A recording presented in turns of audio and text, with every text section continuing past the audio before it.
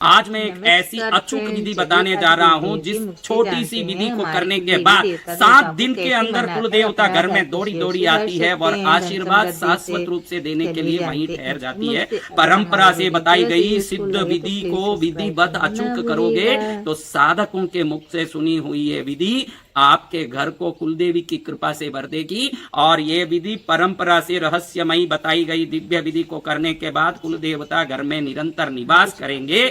तो इस विधि को करने के लिए आपको क्या करना है ये जान लें। बहुत छोटी सी विधि है। कई लोग जिंदगी भर कुल देवता की आराधना करते, पूजा करते, साधना करते, लेकिन मन में डाउट रहता है कि हमारे घर में कुलदेवी की कृपा है या नहीं। कई लोगों को ऐसे पता ही नहीं रहता कि हमारी कुलदेवी है कौन। कितने ही लोगों को कुलदेवता का पता तक नहीं है ना। कितने ही लोगों को मन में डाउट है कि हमने इतना किया, कुलदेवता का आशीर्वाद मिल रहा है कि नहीं।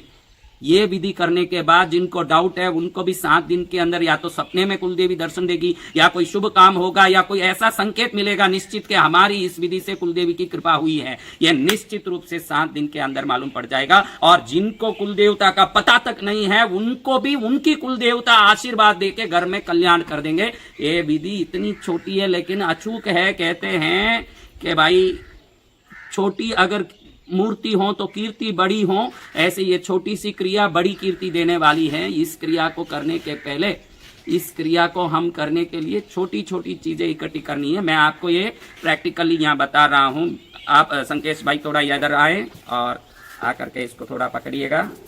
और ये देखिए, ये छोटा सा लाल कपड़ा है, इतना सा कपड़ा लेना है और कुछ नहीं। ये छोटे से कपड़े और थोड़ा चंदन का पाउडर है। चंदन का पाउडर दुकानों में मिलता है। ये भस्म है, भस्म। ये कुमकुम है, ये लाल डोरा है, ये हल्दी है, ये कोयला है, ये कोयला है। और ये एक लोबान के धूप की, लोबान का धूप है। इतना बड़ा भी नहीं, छोटा सा टुकड़ा हो तो भी चले। मेरे पास पड़ा था, मैंने ले लिया है। एक इतना सा ये लाल कपड़े को लिया, एक कोयले के टुकड़े को अंदर रखा। ये लोबान का धूप का ये भट्टी है। लोबान धूप बोलोगे तो दुकान में मिलेगा। इस छोटा सा टुकड़ा रखें, थोड़ा सा चंदन डालें, थोड़ा सा भस्म डालें, थोड़ा सा कुमकुम और एक हल्दी का गांठ। बस इतना ही हो गया।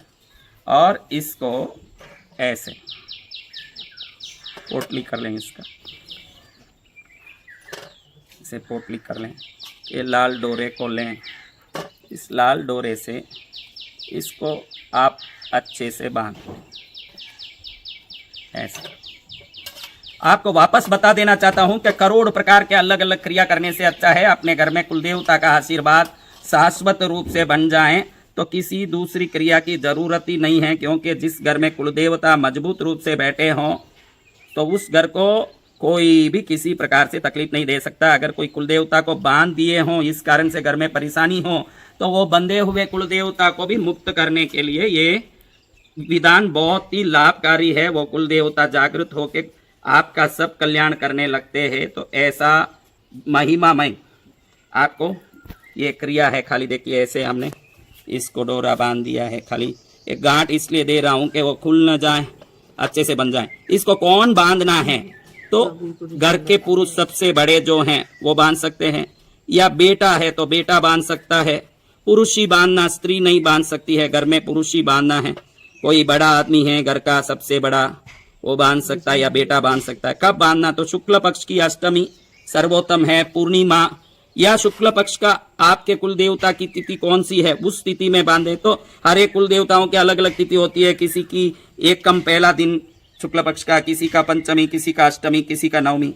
तो आपके कुल देवता का जो दिन है उस दिन में इसको बांध लें, बना लें।